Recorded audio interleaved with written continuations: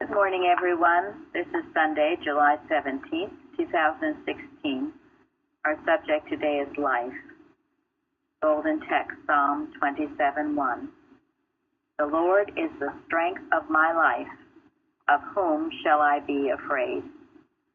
So I want to stop and talk about that first, because that's such a powerful, important statement.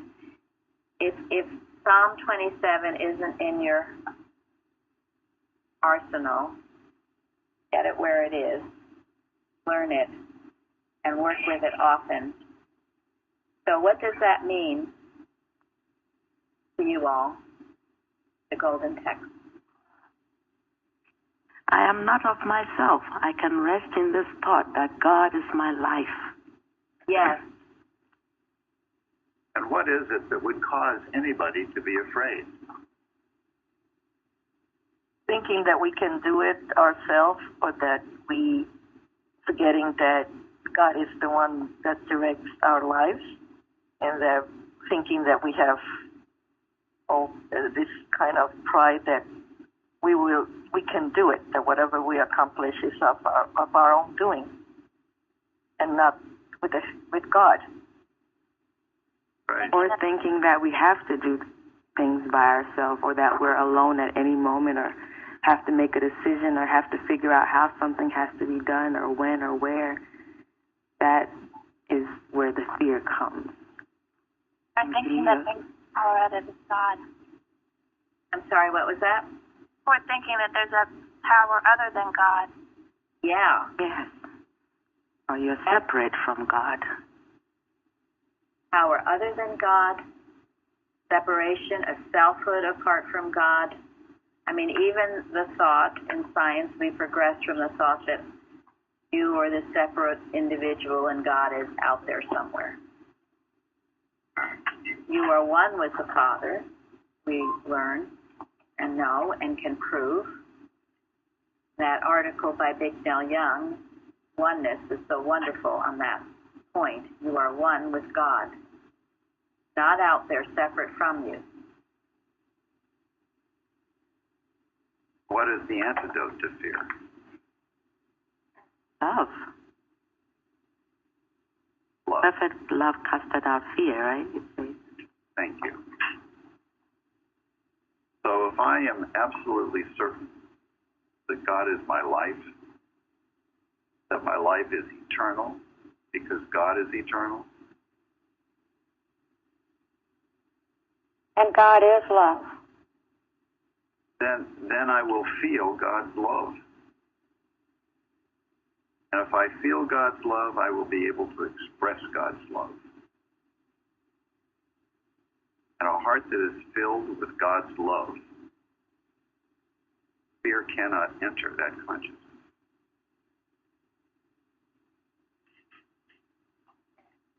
So if I ever feel fearful, it's like it's a checkpoint. Do I think I'm separated from God? Do I believe that there is a power, another power apart from God? Am I in a selfish mode, so I'm not loving? Because all of those things would lead to fear. So this is why, as a Christian Scientist, you must be aware of your thoughts and your feelings. You can't ignore them or suppress them. You have to be aware of them. And then you can deal with them properly. So if you are feeling separate from God, then you get back into your oneness with God and know He's right there, all presence, all power, all knowledge.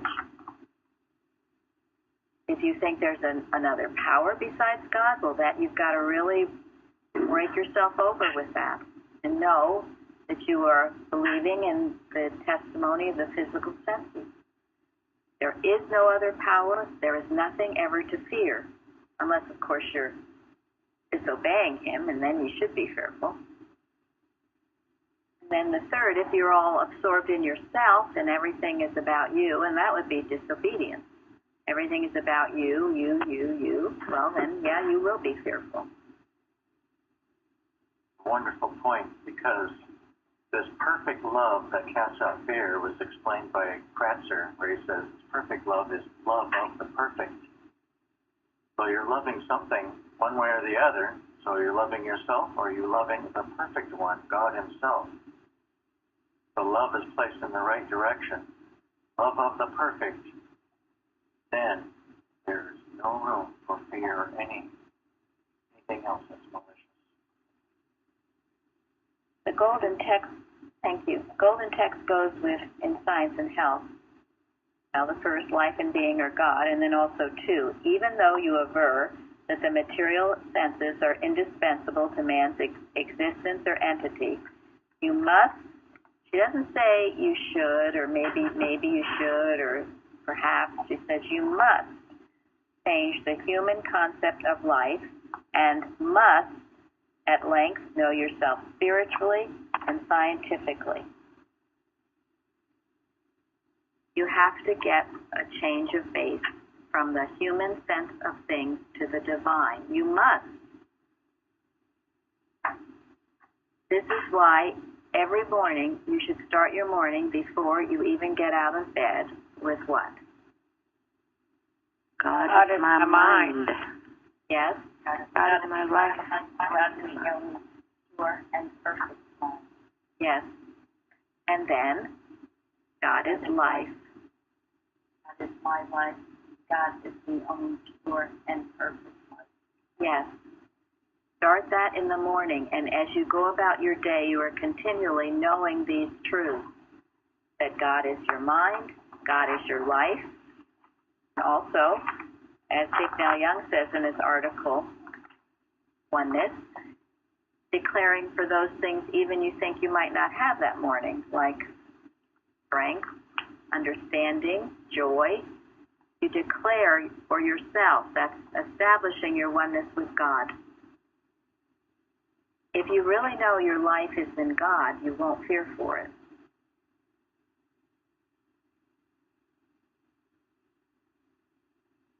So, anyone else on this golden text?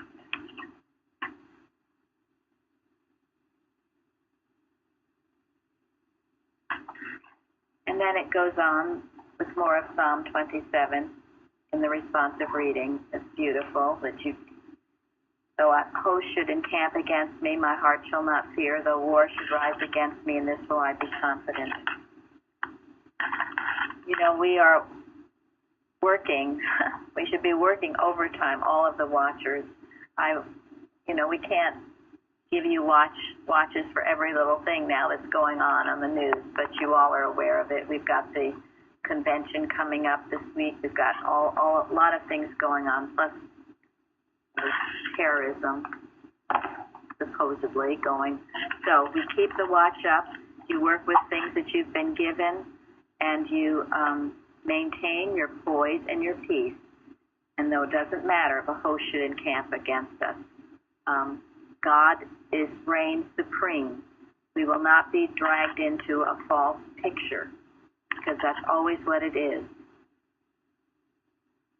Okay, and there's one, the last one, I shall not die but live and declare the works of the Lord.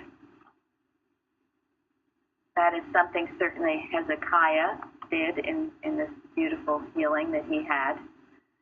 And I think I've told you the story about a woman who was given, the doctor sent her home and said that, she was going to die. There was no more hope for her.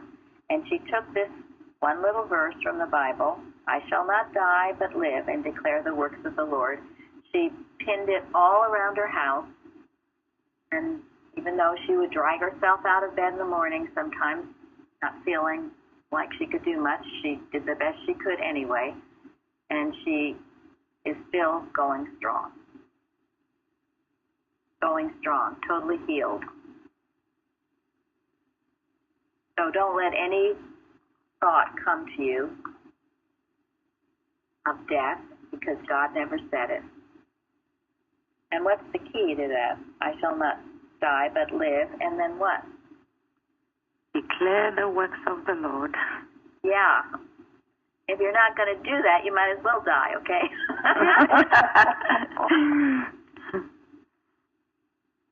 It's our purpose. We have a purpose, each one of us. joyous, positive purpose. So good. Something to look forward to relish. And I think the unselfishness of that, the unself-love demonstrated in that is very helpful. Thank you. We all need a reason to get up in the morning and to live. So declaring the works of the Lord forever is a great reason. And if you do that, you'll have your life, and you'll also have energy and strength and everything else you need. Now, I'm going to share a few things with you that have been of extreme help to me in handling fear. As most of you know from my testimonies, it was something I had to deal with. Maybe Florence, you'll add to this. Anyway, this is on page 56 in Collectania. And if you've listened to my testimonies, you've heard it, I'm sure. But Mrs. Eddy says, "Do we not all understand? Cowardice never conquers. To get rid of temptation of any sort or to get out of a difficulty, we are not passive and let the wrong rule the right, but we struggle and thus conquer.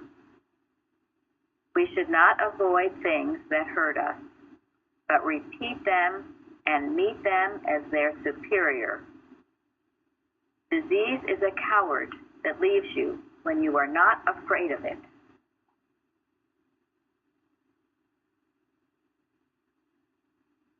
You heard in Luann's testimony on Wednesday, she found that out. She had a terrible fear of speaking in front of people, and then she was asked to give the benediction.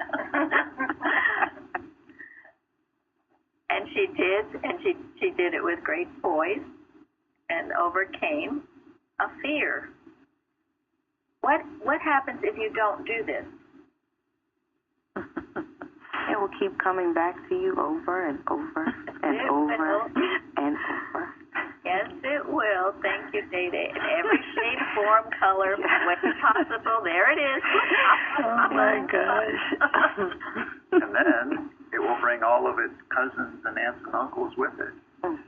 Yeah, before you know it, it's showing up on your body in some form.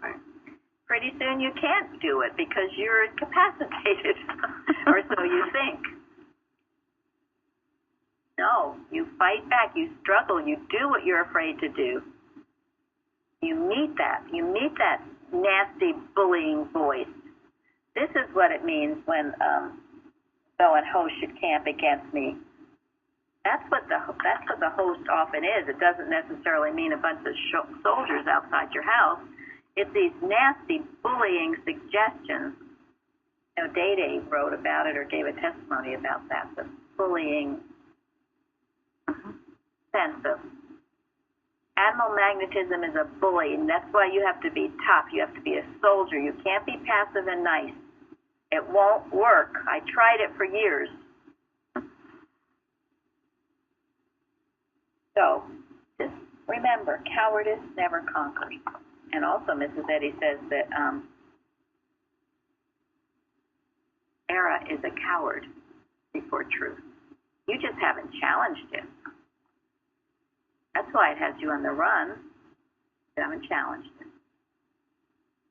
Okay, and this is in the Blue Book on 142. Afraid? Afraid of what? What does earth hold that what does earth hold that can compare with God's omnipotence? Trust in his care. Make faith in him your staff. It will not bend.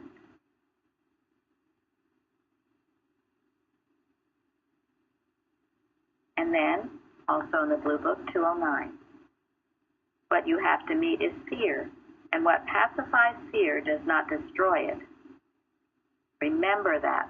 What pacifies fear does not destroy it. So how do Christian scientists try to pacify fear?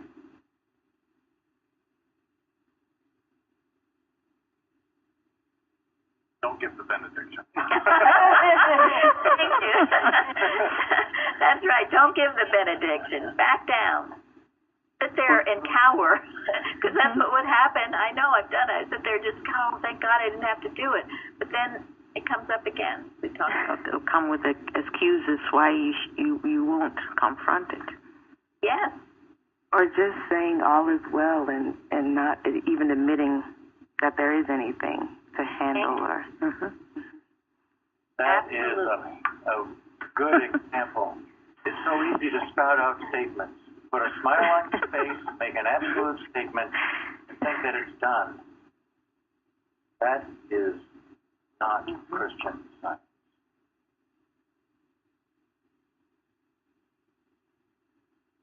Are you saying that we have to be aggressive back to? I certainly am. But I'm not an aggressive person by nature, but I've been told all my life you should be more aggressive when you go out and get a job, or more aggressive in doing your studies or what have you, right? But you can't be passive.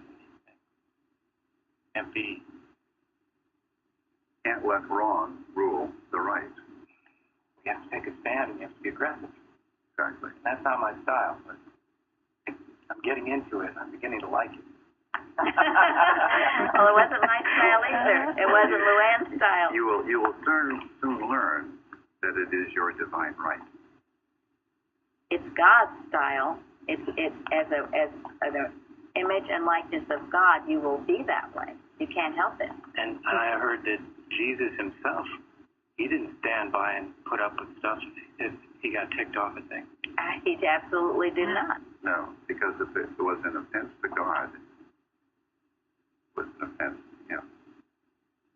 Well, read. What does Ms. Vitti say in the textbook?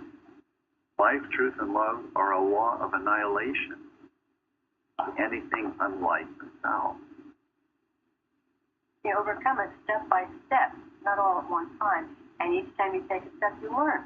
Taking another step, you learn. So it's step by step and learning by learning. It's really using the dominion we're given, and it's not our strength, but the fact that God has given us this dominion to face these errors and destroy their bullying style or whatever it calls itself. And I think when you've come out of years of fear, you just can't stand any of it. I don't want to use any word here. No, but we understand what you're saying. You say enough is enough. Right, you don't give in to the bully. That does not bring peace. This is the narcotic, and this is just what she's saying here. What pacifies fear does not destroy it. You can sit in your chair and say words of truth till you're blue in your face, but that doesn't mean you've destroyed the fear. You can say, God is love, and this is what we find in the culture. This is what people think is Christian Science, just spouting the words. And yet there's not the action behind it, or the power. And it always starts first in your own thought, because that's where the bullying is. And if you catch it in your own thought, it won't manifest itself in other ways as, disease, sin, and death. Remember, Lady Astor wanted to negotiate with Hitler. She was the so-called Christian Scientist. Churchill knew better. He was much more of a Christian Scientist than Lady Astor. And Lady Astor looked down her nose at Churchill, because Churchill drank and smoked cigars. And what is that lovely story that you tell about that? Jeff is here. I don't think he's heard it, about Churchill and Lady Astor saying that she would never. If you were my husband, I yeah. would poison your drink. Churchill said, if you were my wife, I would drink it. He was so smart. Oh, that was such a great story, and that truly happened. That's a true story. It's a true story. Of a conversation they had. So just saying, quote, you're a Christian Scientist does not mean you are one. Got it. And please, better you don't say it than not than act like Lady Astor and profess to be something when she really didn't know what it is. And this isn't a way of judgment. I'm just being factual here. This is not critical of a person. This is just states of thought that we all have to deal with. We all have to get rid of the passive thought that would tolerate error. And I am sure, I have no doubt, that I would have been Lady Astor if I hadn't come to this church and met Mrs. Evans. I have no doubt I would have. I was the great pacifier. It isn't criticizing. It is only a state of thought that we are addressing. And Churchill used his spiritual sense from the very beginning. He knew that there was something very wrong with Hitler. Okay, so I didn't read the rest of the sentence. What you have to meet is fear, and what pacifies fear does not destroy it. Okay, we've talked about the things that would pacify it. But then, does anyone know what she says kills it? The first commandment. Thank you. Take your weapon that kills it. This is why I talk about your arsenal. Take your weapon that kills it, the first commandment, and with that, cut off its head. Now, why does the first commandment kill fear? Nothing of it, because there's nothing besides God. Thank you.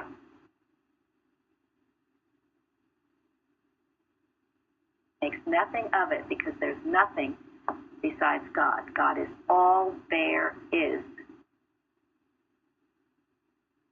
Stay in that state of thought, and then you will prove that God is the strength of your life, and there is nothing to fear. And I think Mary mentioned it earlier. If you do feel fearful about something, ask yourself, what am I making a God of other than the one God?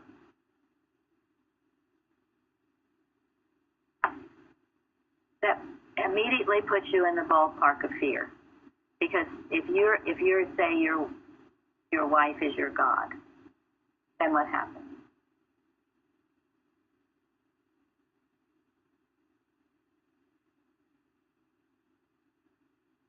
Everything falls apart. Well, and it's, oh, what's going to happen if I lose my wife? Oh, I'm a goner. I'm a goner. I got to have my wife. Another thing it does, it puts a horrible weight on your wife. That's a pretty unkind thing to do to anyone. The imperfections that you see of your wife, just accept, I guess. Right, That's pretty true. soon you start accepting every imperfection everywhere. That's a good point. Good. You don't correct things that are wrong. You just accept it because she's your wife and she's your God. And you got to do whatever your wife wants you to do. You obey your wife. Don't obey God. You obey your wife. She's the one you have to please. Out of all costs, you please your wife. Do whatever you can to maintain the peace when there is no peace. Carol just said I was going to say he would do anything to please us, and that's certainly wrong. And once you get there, you are in a state of fear because you're totally disobeying God. God isn't God to you. Your wife is. Now, I'm just using wife as an example. It could be a job. It could be your child. It could be a number of things that you... Your husband. Could be a friend. Could be a practitioner. Could be all kinds of things. It could be money, too, right? Could be money. Oh, yeah. Absolutely, money. Yeah, very much so. A house. House. A pill. Ill, you can't live without it. Gotta have it. The answer. Watch out for that. That puts you in the ballpark of fear. And there'll be no end to the fear until you stop disobeying that first commandment. The only way to get past the fear is to worship the one God and know that He's the only power and He's the source of your existence, the source of everything. It comes from God and God alone. It might seem to come through other people and persons, but it's God working. Don't get that mixed up.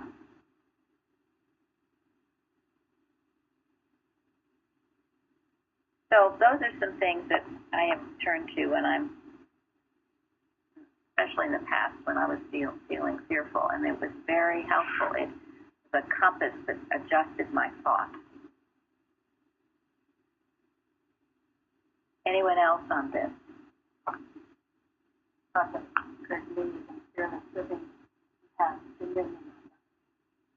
Thank you.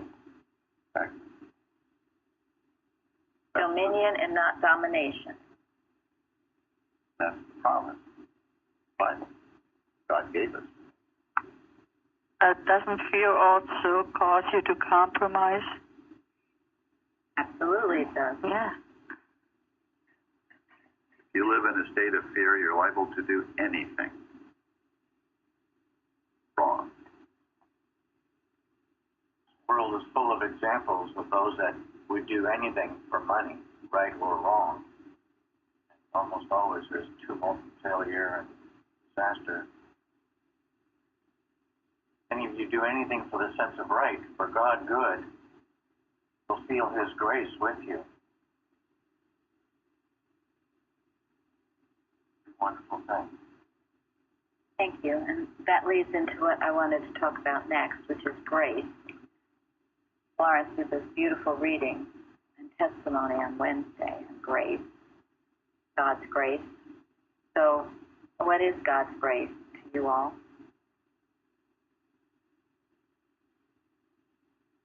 Amazing. Yeah. Like a song. Like the song. Amazing.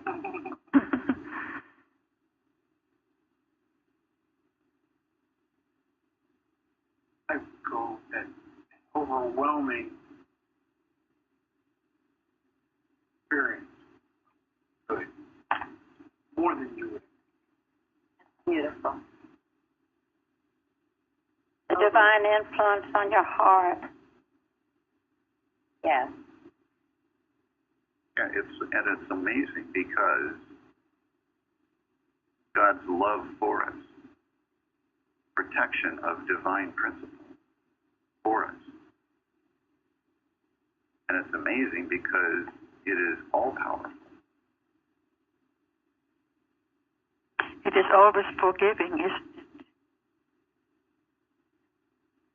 Yes. Yeah, because it knows nothing of error. And it's unlimited. Yeah. As humans, it's kind of hard to imagine something that unlimited and that powerful. Why we call it amazing. But it's not unreal. Not miraculous. Nature of God. Natural to man.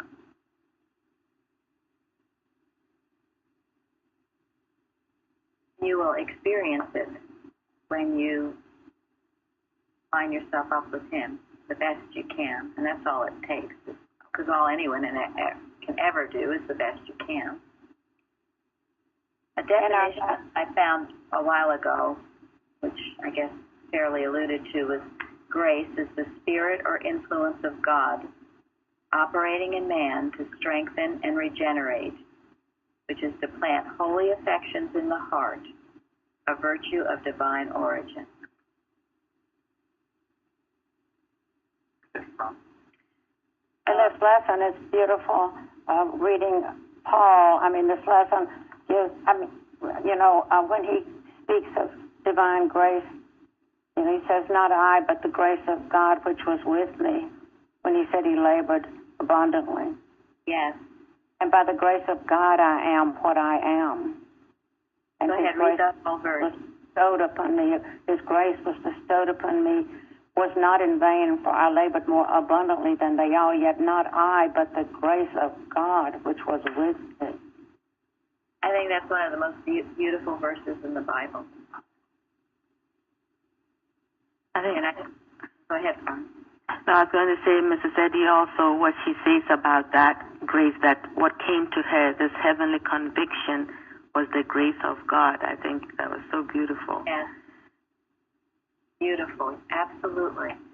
The word grace is so holy, it's almost hard to talk about. But that verse in the Bible, and I've told you this, but there was a movie that we saw about a little boy in the rural South, and his grandfather read him that verse, I believe, every morning.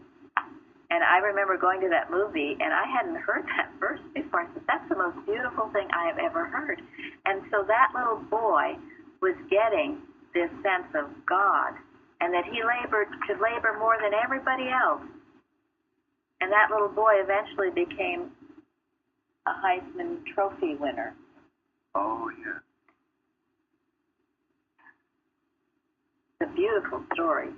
But anyway, that grandfather had the good sense to instill that one verse in that little boy. And you think of Paul, what he, how bad he was killing the Christians when he was Saul. He was the worst. So, anybody that tells me their history and their background, who cares? Don't care. Doesn't mean anything to me. I've heard worse. I don't want, I'm not impressed. I don't care what you're coming out of. But what did he do? He labored all the more abundantly. And then, by the grace of God, he was raised up out of it.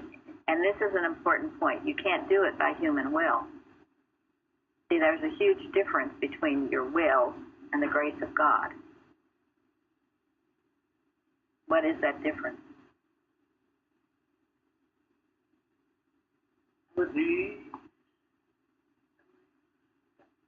Yes, it is. Thank you. Absolutely. Humility, because you're giving yourself to God. You're not thinking will is I'm going to do this. By darn, I'm going to do it. This is God. I'm yours. I'm nothing without you. I am helpless without you. You are the strength of my life. You are everything to me. That's when the grace of God comes. And powerful things can happen. This is something we have to watch, because I've heard when people would say, I'm really going to get down and really do this, that kind of thing. In other words, I'm going to read all I can and all that. No, you have to allow God. It's God who does it. It's the truth who does it in your thought. It's not human will, as we've heard many, many times here. You can't will yourself to be well. You rise in the strength of spirit. It's always God. I used to will myself to be well. I thought that was Christian Science. I was really making me step on things. So, you can't. I did that too. I tried to make myself over. I've got to study, I've got to read, Yeah. But bottom line was the letter is, the letter is dead without the spirit. I was just reading dead letters. I didn't have the first commandment, I guess, which is, you got the first commandment. That's the key, right? Because there's no room for anything else. Exactly right. Right. That's why it was Mrs. Eddy's favorite text, doesn't she say?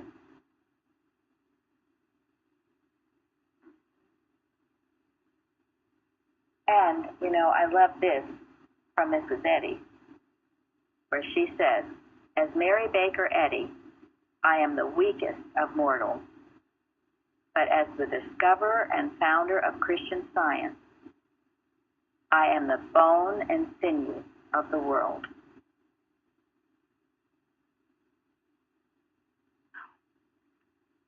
What's the difference? What is she saying? Not of herself. Yes. She was kind of always sickly and weak, and God gave her all the strength. True, humanly, she was weak, she was sick, absolutely. God, sheer humility. Absolutely, sheer humility. If she could say that about her human personality, the weakest of mortals, she acknowledged that within herself. That's why when anyone tells me, they're going to do something, I say, no, you're not going to do something. You won't do something. You can't do something. You've proved you can't do something. I proved I can't do something. It's only God. I think that's what it means in Psalm 27, verse 5, in the responsive reading, where it says, "For in the time of trouble, he shall hide me in his pavilion. In the secret of his tabernacle shall he hide me. He shall set me up upon a rock."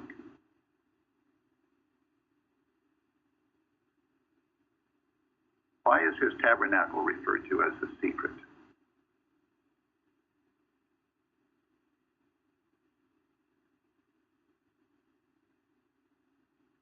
Only get there through humility and through listening to God.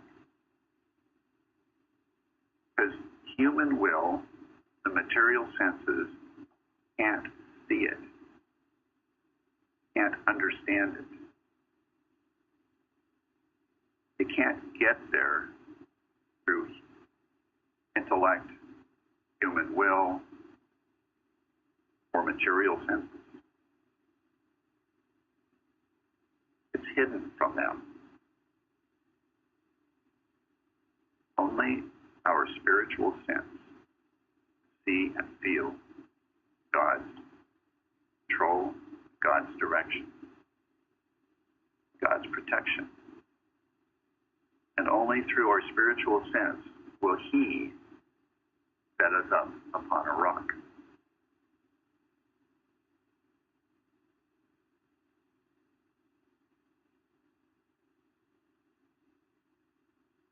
So it's important, that you get rid of this human sense of yourself, your human personality, and all your foibles and your past and what you didn't do or what you did do right. Who cares? It's over. You have to learn yourself, to know yourself as God knows you, and to find your true individuality in God. The rest is just nothing. Just like it was for Saul, like it was when Jacob had to wrestle with the angel. You have to get out of this false sense of who and what you are. This person who is passive and doesn't know how to fight. This person who is afraid to speak in front of people. This person who, is stubborn, or whatever other things that you think you are in a human personality. It's not the truth about you. Once you let this process take place and you give yourself to God, you will find yourself, your individuality in God. And when Mrs. Eddy found that, she was the bone and sinew of the world. And she wasn't modest about it. She had a right sense about who and what she was. She admitted that she was nothing without God. But with God, watch out. I found this. Excuse me, then in one moment. I found this. This is the addenda of Collectani on page 54. It says, always remember that error in the individual is the result of a long line of mortal relationships with its prejudices, doubts, fears, etc. This is all there is to mortal personality. I thought that was such a great of your human ancestry. Just a bunch of beliefs, mortal thoughts, relationships, just a bunch of beliefs. Beliefs are easily spelled with the right understanding. And as Mrs. Eddy says, man's ancestry, that means your ancestry, is the beautiful, the good, and the pure. That breaks this belief that you are of some abomination. With limitations. With limitations handed down by a bunch of people.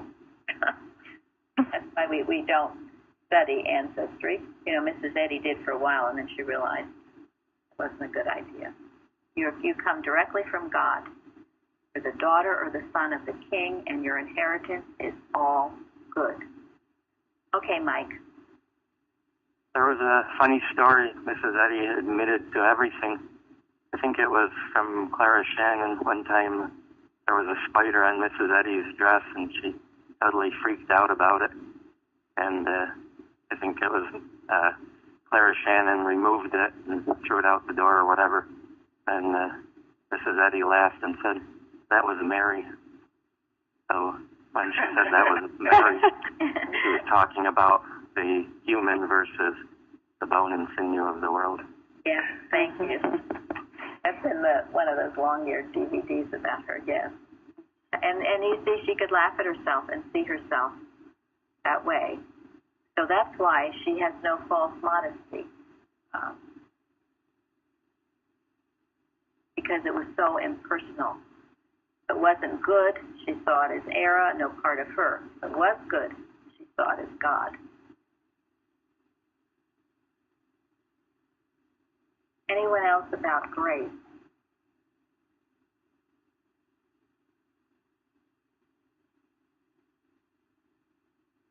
Okay, well, there's a lot in Science and Health in the lesson. We've touched on it a little bit, but citation 8. Go ahead, Gary. Citation 8. The old man with his deeds must be put on. Nothing sensual or sinful is immortal.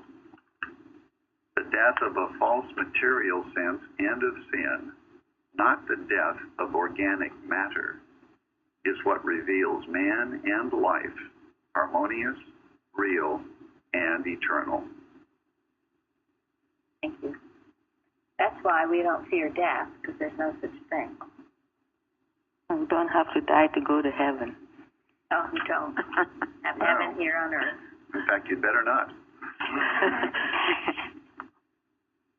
And there are books written now about people who have so-called passed on and have come back, told us about it.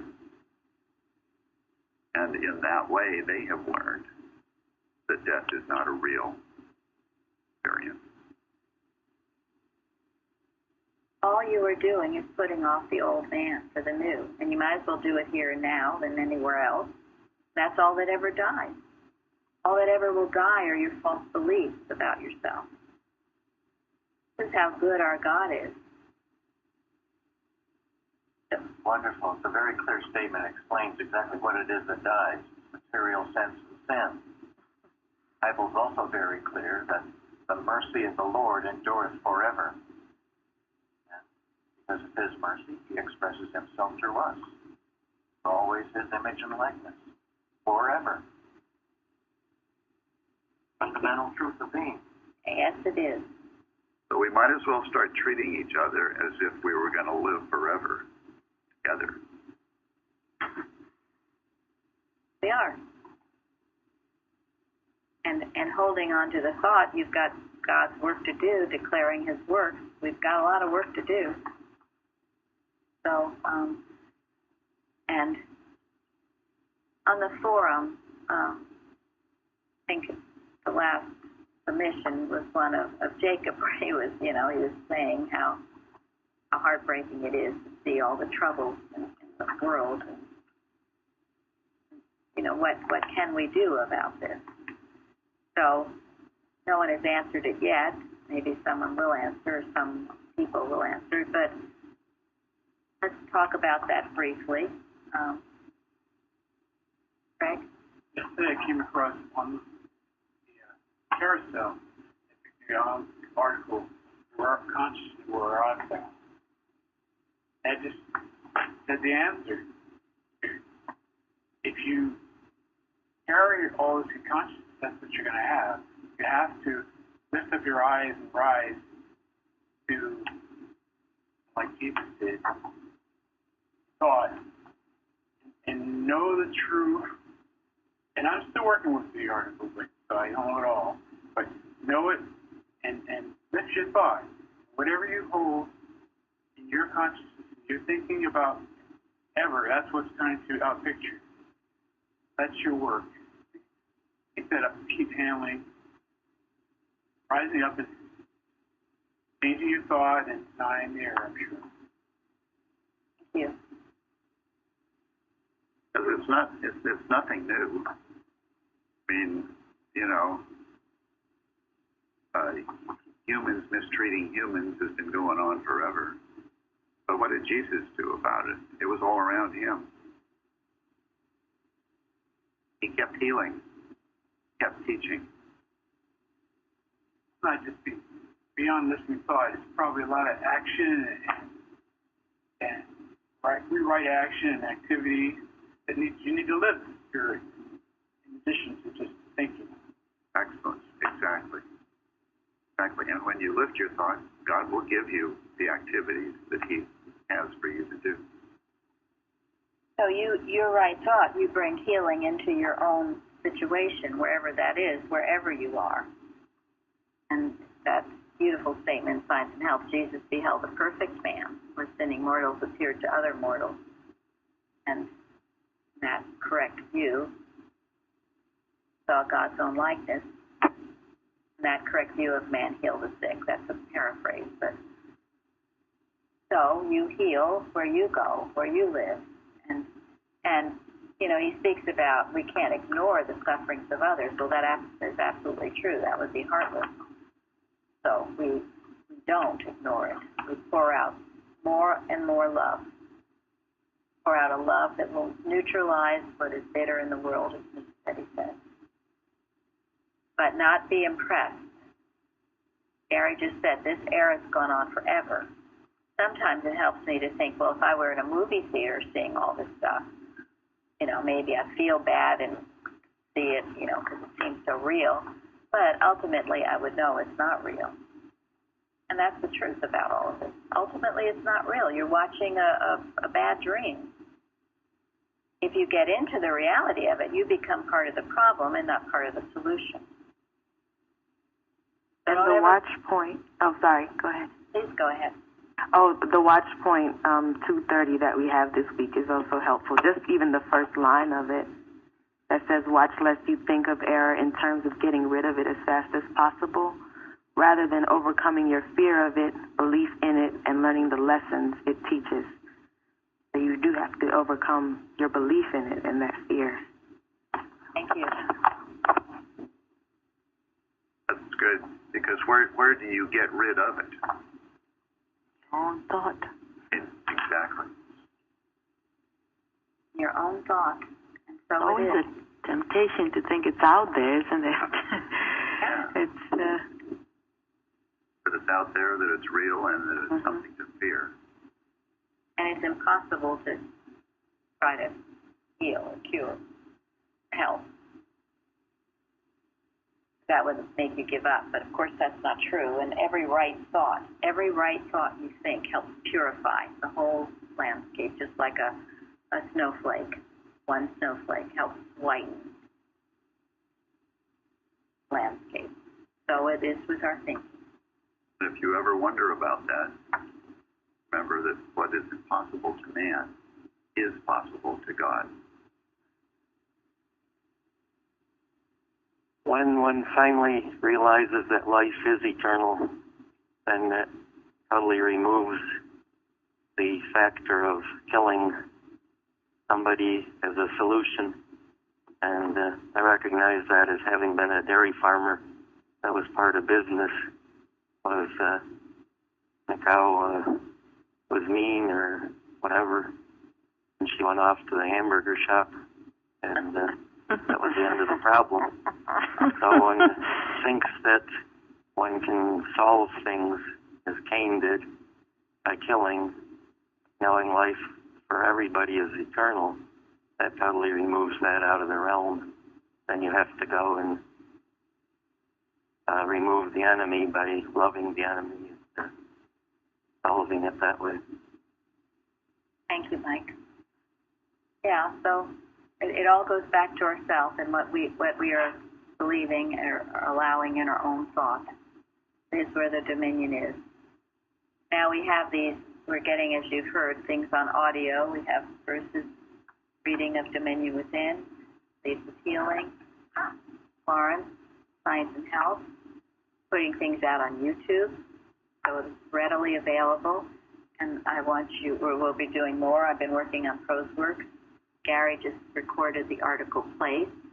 Joseph, of course, he does recording. So be supporting this outreach. It goes out to bless. And again, where can we find it? In Go to the website? It's the Publications tab.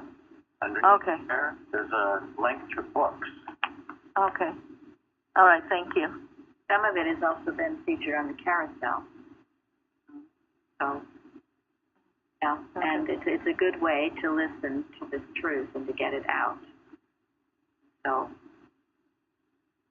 okay, well, I'm going to close today with Message for 1902 by Mrs. Eddy. It's 2 and 3.